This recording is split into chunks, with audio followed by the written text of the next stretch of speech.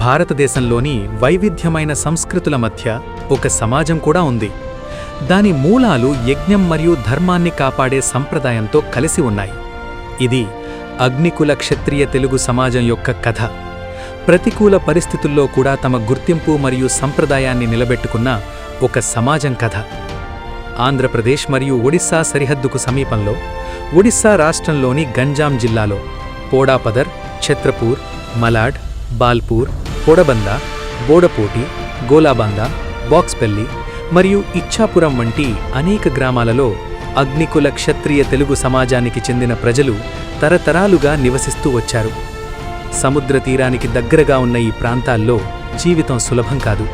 తరచూ వచ్చే వరదలు మరియు తుఫాన్లు ప్రజల జీవనాన్ని చాలా కష్టతరం చేశాయి. ఈ పరిస్థితులు అనేక కుటుంబాలను తమ గ్రామాలను వదిలి వెళ్లేలా చేశాయి. మంచి భవిష్యత్తు కోసం చాలామంది సూరత్, హైదరాబాద్, విశాఖపట్నం మరియు రాయ్పూర్ వంటి నగరాల వైపు వెళ్లారు. రాయ్పూర్కు వచ్చిన తరువాత కొంతమంది కష్టపడి పనిచేస్తూ జీవితం ప్రారంభించారు. కొంతమంది చదువు ద్వారా తమ కలలకు రెక్కలిచ్చారు. మరికొందరు వ్యాపారం స్థాపించి తమ ప్రత్యేక గుర్తింపును సంపాదించారు. పోరాటం ఉంది, కానీ ధైర్యం ఇంకా గొప్పది. కాలక్రమేణా రాయ్పూర్లో అగ్నికుల క్షత్రియ తెలుగు సమాజానికి చెందిన ప్రజల సంఖ్య పెరుగుతూ వచ్చింది. అయితే ఒక పెద్ద సవాలు ఇంకా మిగిలి ఉంది. ప్రజలు వేరువేరు గ్రామాలు మరియు గుంపులుగా విభజించబడి ఉన్నారు. సమాజం ఉంది, కానీ ఐక్యత లోపించింది.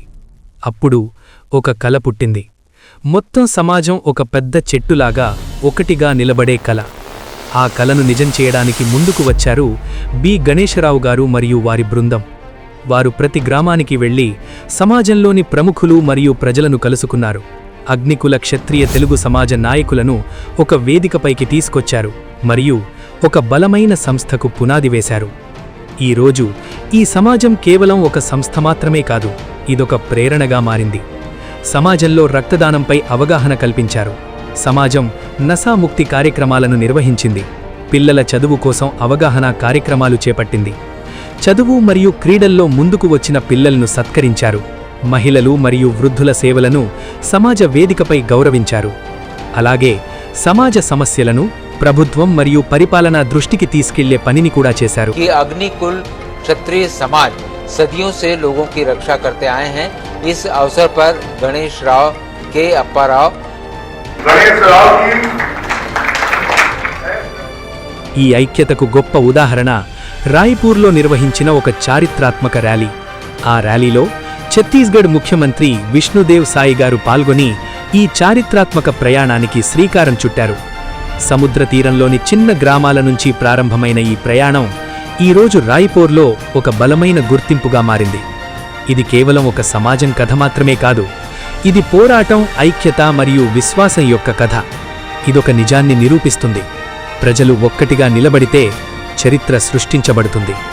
ఈరోజు అగ్నికుల క్షత్రియ తెలుగు సమాజం రాయ్పూర్ ఒక అభివృద్ధి చెందిన మరియు సంఘటిత సమాజంగా తరతరాలకు ప్రేరణగా నిలుస్తోంది. ఐక్యతలో శక్తి ఉంది. ఆ శక్తి సమాజాన్ని భవిష్యత్తు వైపు నడిపిస్తుంది.